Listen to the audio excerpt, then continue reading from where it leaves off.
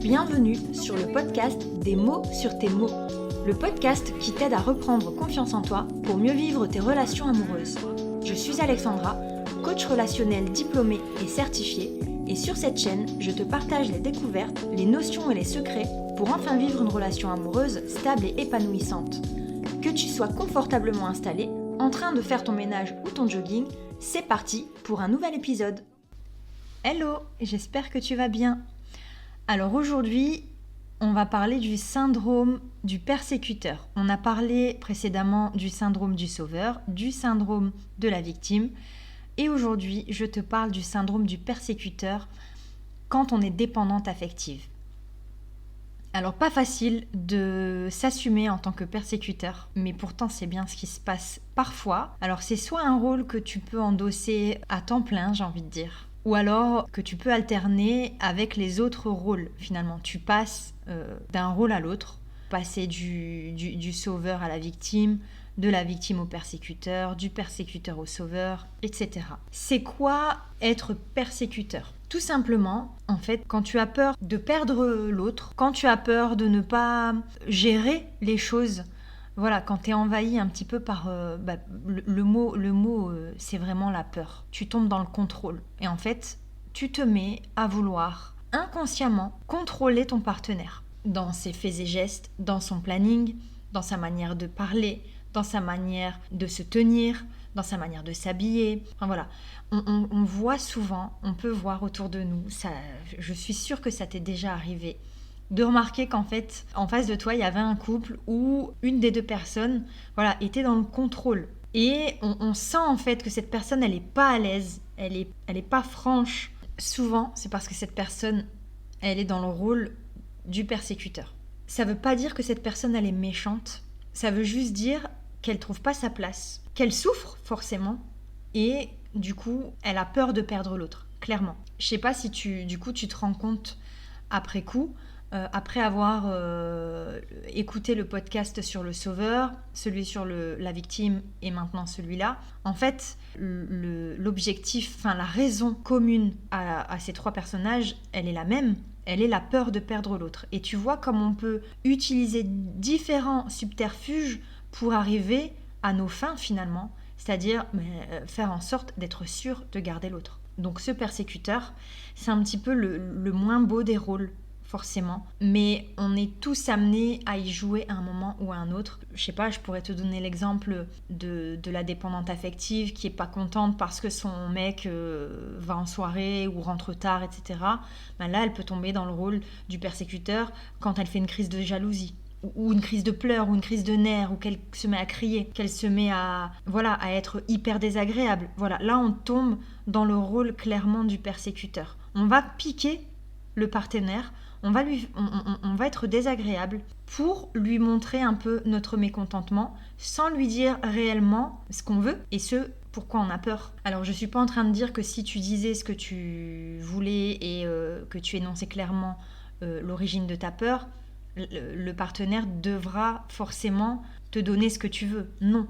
Ça veut juste dire que quand tu assumes, le partenaire comprend un peu mieux et du coup peut mieux y répondre. La réponse n'est pas forcément « Oh je vais pas sortir » ou je vais me soumettre à toi ». C'est pas ça du tout. L'idée, c'est vraiment d'être le plus honnête possible avec toi-même et avec l'autre pour que ça se passe bien. Et si tu deviens honnête avec toi-même, tu arrêtes de jouer à ces rôles-là et notamment au rôle du persécuteur. Donc l'idée, ce n'est pas de passer d'un rôle à l'autre. L'idée, c'est de ne plus jouer à aucun de ces trois rôles. Donc le persécuteur, j'ai envie de dire, c'est celui qui est le plus mis en évidence et c'est celui où tu vas forcément te dire non, mais il faut absolument pas que je tombe dans ce rôle-là pour des raisons évidentes. Et pourtant, je suis sûre que si tu prends un peu de recul sur ton comportement, tu vas te rendre compte qu'il y a des moments où tu deviens un mini persécuteur, clairement. Donc je récapitule, le persécuteur, il a une peur. En l'occurrence, quand tu es dépendante affective et que tu es persécuteur, ta peur, c'est d'être abandonné. Donc, persécuteur, il a une peur d'être abandonné. Du coup, il devient contrôlant, il devient agressif, il devient désagréable. Voilà, toutes ces choses qui sont péjoratives. C'est ça qui va avoir une influence sur ton couple et je te laisse deviner si l'influence, elle va être positive ou négative. Forcément, ça va être négatif. Donc, je t'invite vraiment à prendre du recul là-dessus. Quand tu te mets à avoir un comportement de persécuteur, demande-toi, encore une fois, quel est ton besoin. Ton besoin, souvent, c'est d'être rassuré. De là, ça peut être aussi autre chose que d'être rassuré, mais il faut toujours se poser la question, c'est quoi mon besoin ? Quel est mon besoin ? Une fois que tu as déterminé le besoin, tu vas te rendre compte de la meilleure manière de répondre à ce besoin. Souvent, c'est d'aller en parler à l'autre et de lui dire, voilà, j'ai besoin de ça, j'ai besoin d'être rassuré. Donc, je vais plus loin. Une fois que tu as déterminé ton besoin, par exemple, qui est d'être rassuré, tu vas déterminer comment tu pourrais y répondre, déjà dans un premier temps. Déjà, si tu peux y répondre par toi-même ou pas. Comment tu peux y répondre ? Et en fait, tu vas faire une liste de tous les moyens qui sont mis à ta disposition pour pouvoir y répondre. Et donc, de manière naturelle, tu vas te rendre compte que dans cette liste-là, tu as mis j'agis comme un persécuteur. Et du coup, je me plains, du coup, je crie, et du coup, je râle. Est-ce que ce moyen-là va te permettre d'obtenir ce que tu veux de manière saine ? Je ne pense pas. Donc, ce que tu vas faire, c'est que tu vas rayer cette option de ta liste et tu vas te dire, ok, quel autre moyen j'ai à ma disposition pour répondre à ce besoin ? Et encore une fois, il est possible que tu ne puisses pas y répondre par toi-même et donc tu as besoin de ton partenaire. Mais dans un premier temps, tu vas essayer d'y répondre par toi-même. Je te rappelle que sur cette chaîne, on vise la liberté affective. Donc forcément, l'idée, c'est pas de tout de suite courir auprès de l'autre pour qu'il nous donne ce dont on a besoin, c'est d'y réfléchir. Et une fois qu'on a bien réfléchi, si on se rend compte que c'est vraiment une chose qui est naturelle d'aller demander, dans ce cas-là, aucun souci, on va la demander. Mais avant ça, tu vois, il y a tout un processus de réflexion sur comment je peux m'apporter finalement, comment je peux répondre à mes propres besoins. Parce que c'est ça aussi le couple et l'amour, c'est mélanger ses propres besoins, c'est mélanger ses propres besoins avec ce que l'autre peut nous apporter. Et en fait, ça peut être très différent. On peut très bien avoir des besoins auxquels on peut répondre par nous-mêmes et auxquels l'autre, le partenaire, peut répondre. Ça se fait aussi en fonction du caractère du partenaire et de ses disponibilités.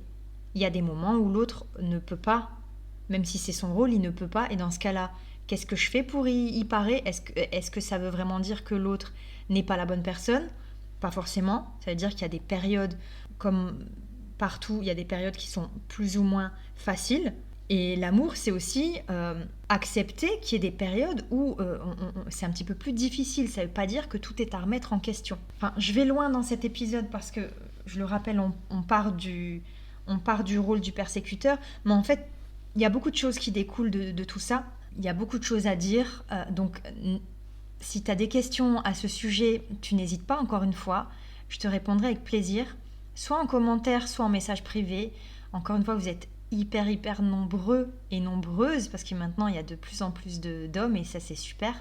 Vous êtes de plus en plus nombreux à me solliciter, à m'envoyer vos messages, à vouloir en parler un peu plus, à vouloir prendre des coachings. Donc je vous en remercie et continuez à le faire parce que ça me motive. Et voilà, je pense que cet épisode est terminé. C'était un petit épisode assez court, mais je reviens vite avec un nouvel épisode. En attendant, je vous remercie de m'avoir écouté, de me suivre et je vous dis à très vite.